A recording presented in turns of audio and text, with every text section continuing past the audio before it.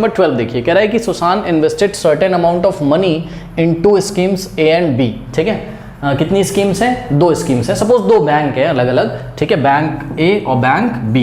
ये बैंक ए की स्कीम है और ये बैंक बी की स्कीम है। ठीक है, तो ये जो सुशांत नाम का बंदा है, ठीक है, ये क्या करता है, दोनों बैंक में कुछ अमाउंट इन्वेस्ट करता है। मतलब बैंक ए में भी, स्कीम बोला उन्होंने, मैं बैंक बोल दे रहा हूँ, ठीक है, आपको समझने के लिए। तो सपोज स्कीम ए यानी कि बैंक ए में उसने कुछ पैसे इन्वेस्ट, कुछ रुपए इन्वेस्ट किए और बी में भी। ठीक है, किस हिसाब से इन्वेस्ट किए, पढ़िए जरा। कह रहा है which offer interest at the rate of 8% per annum and 9% per annum respectively. इसका क्या मतलब है कि जो ये ए बैंक है, भाई पहले ए की बात करी फिर बी की बात करी, यानी कि जो ए बैंक है वो कितना परसेंट देता है, 8% पर एनम। पर एनम का मतलब per year.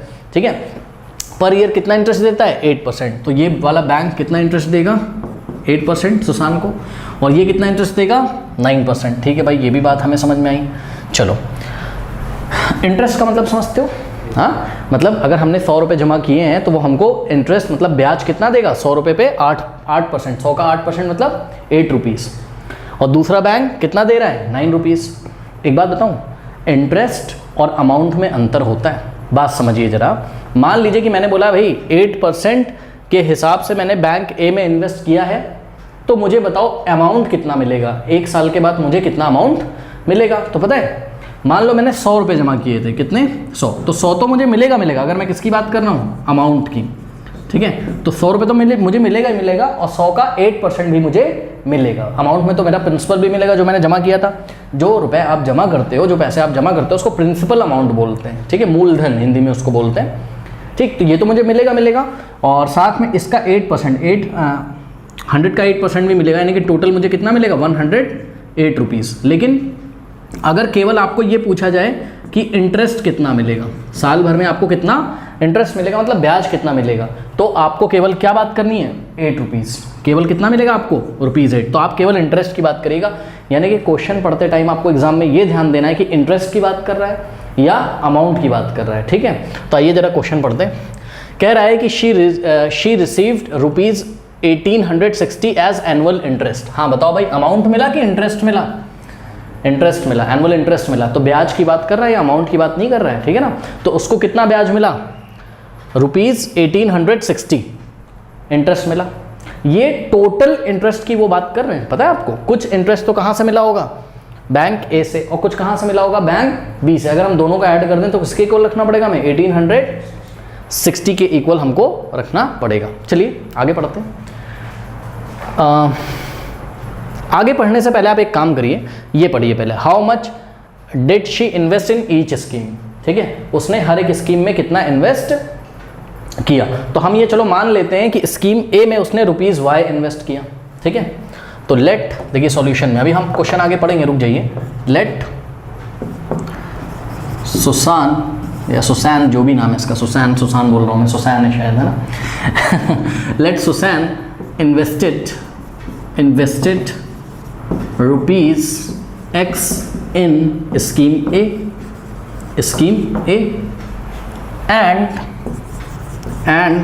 Susan invested ₹Y in scheme B।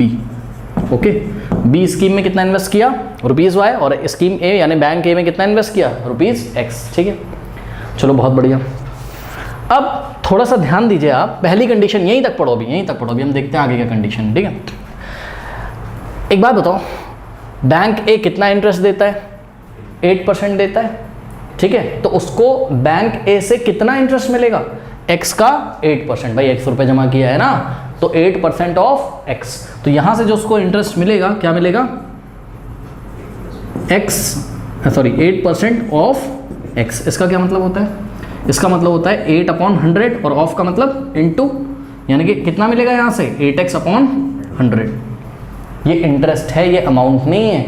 अगर क्वेश्चन में अमाउंट बोलता कि कितना मिल रहा है, तो पता है क्या करते हैं, तो हम क्या करते हैं, ये जो इंटरेस्ट आया इसमें x को भी ऐड कर देते। तब हम करते क्या, x प्लस, हाँ, x का 8% मतलब 8x/100। तो बात थोड़ा सा समझ के आपको एग्जाम में क्वेश्चन करना है, क्योंकि भाई देखिए इंटरेस्ट के ऊपर भी क्वेश्चन आता है और अमाउंट के ऊपर भी आता है। तो अभी इंटरेस्ट की बात कर रहे थे, इसलिए मैंने केवल 8% ऑफ जो रुपए ने जमा किया था बैंक ए में एक्स रुपीज़ का मैं केवल 8% ही ले रहा हूँ। इसी तरीके से बैंक बी से कितना इंटरेस्ट मिलेगा बताइए, 9% ऑफ बैंक बी, यानी कि स्कीम बी में उसने कितना जमा किया, रुपीज़ वाई, तो 9/100 ऑफ मतलब इनटू, यानी कि कितना आ जाएगा 9y/100।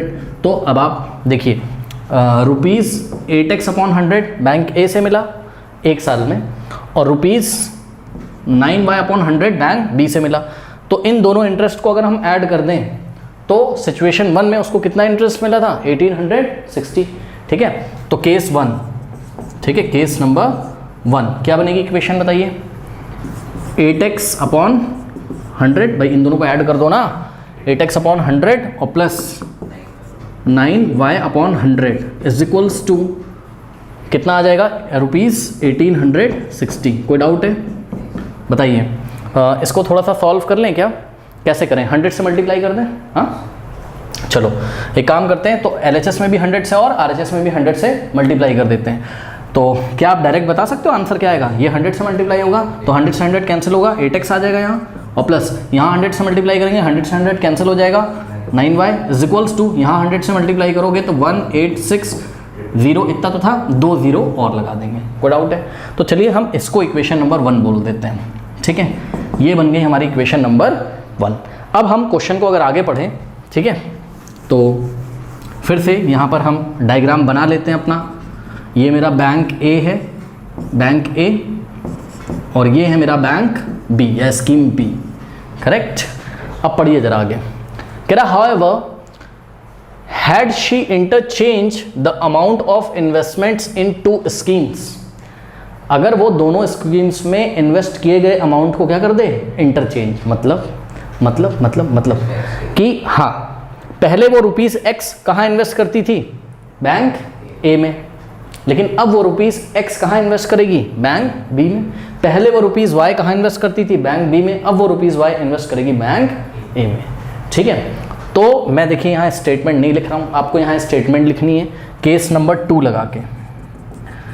केस नंबर 2 लगा के आप लिखोगे स्टेटमेंट क्या, कि now Susan invested rupees x in scheme A and rupees y in scheme B, ये बात आप लिखोगे।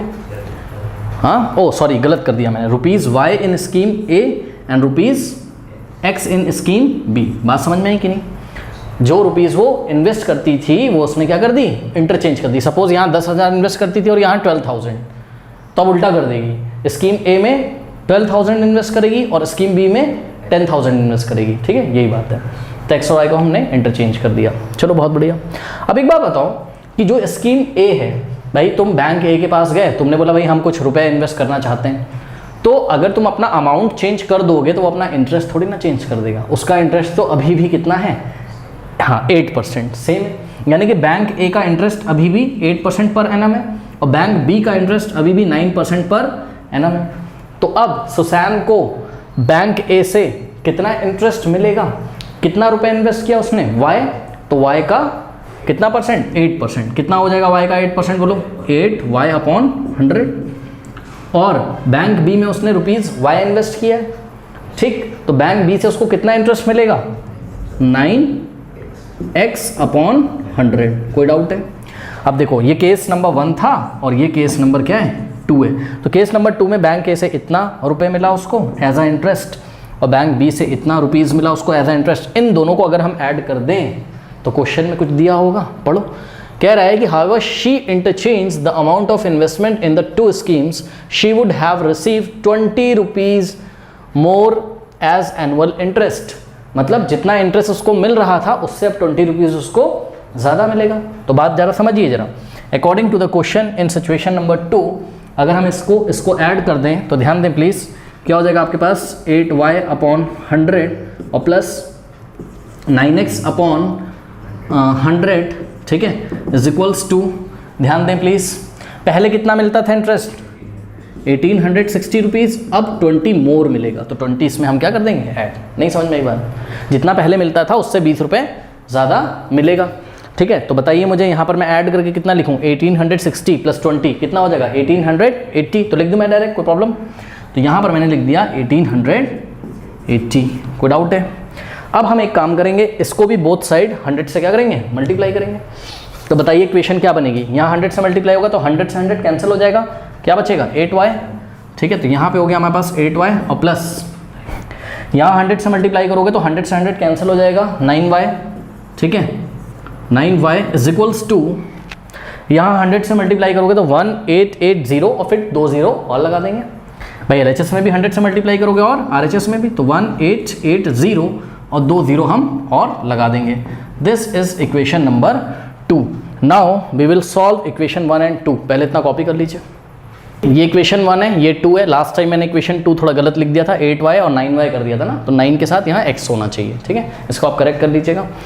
तो ये इक्वेशन 1 और 2 यहाँ पे हमने कॉपी करी हुई है। और आप अगर ध्यान से चेक करें तो ओरिजिनली जो सबसे पहले उसने स्कीम ए में कितना इन्वेस्ट किया था, ₹x, और स्कीम बी में कितना इन्वेस्ट किया था, ₹y। तो आपको x और y की वैल्यू निकालनी, क्योंकि लास्ट में क्वेश्चन क्या पूछा, how much did she invest in each scheme, यानी कि सबसे पहले जो इन्वेस्ट किया था ना हर एक स्कीम में वो पूछा है। इंटरचेंज जब कर दिया अमाउंट तो वो नहीं आपसे पूछा है, ओरिजिनल वाला आपसे पूछा, यानी कि स्कीम ए में कितना इन्वेस्ट किया x का वैल्यू बताना है, और स्कीम बी में कितना इन्वेस्ट किया y का वैल्यू बताना है, ठीक है ना। यही तो आपने अज्यूम किया था शुरू में कि स्कीम ए में ₹x इन्वेस्ट किया है और स्कीम बी में ₹y इन्वेस्ट किया है। बात समझ में आई।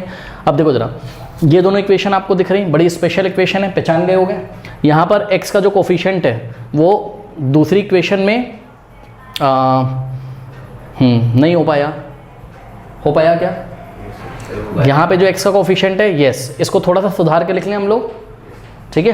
कैसे, देखिए 9x प्लस 8y भी तो इसको लिख सकते हैं कि नहीं लिख सकते, ठीक है ना भाई। 8y प्लस 9x को 9x प्लस 8y भी तो लिख सकते हैं। तो 9x प्लस 8y इसको हमने 9x प्लस 8y इसको हमने लिख लिया। ये स्पेशल इक्वेशन बन गई। फर्स्ट इक्वेशन में x का जो कोफिशिएंट है वो सेकंड इक्वेशन में y का कोफिशिएंट है, और फर्स्ट इक्वेशन में y का जो कोफिशिएंट है वो सेकंड इक्वेशन में x का कोफिशिएंट है। ऐसे इक्वेशंस को हम क्या करते हैं, एक बार ऐड करते हैं और एक बार क्या करते हैं, सब्ट्रैक्ट करते हैं, ठीक है ना। तो आइए इसको हम एक बार ऐड करते हैं। तो एडिंग 1 एंड 2, ठीक है। तो एडिंग इक्वेशन 1 एंड 2, तो 1 और 2 को अगर हम ऐड करेंगे तो देखिए पहले हमने 1 को कॉपी किया, 8x plus 9y is equals to 186,012, correct, सही है ना।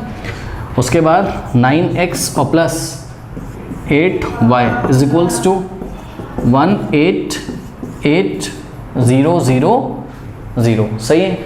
अब ऐड करते हैं, चलो कितना हो जाएगा, 0 प्लस 0 0, 0 प्लस 0 0, 0 प्लस 0 0, 6 प्लस 8 14, 14 का 4 यहाँ कैरी बन गया, 8 प्लस 8 16 प्लस 1 17, 1 जाएगा यहाँ पर, 1 प्लस 1 प्लस 1 कितना हो जाएगा,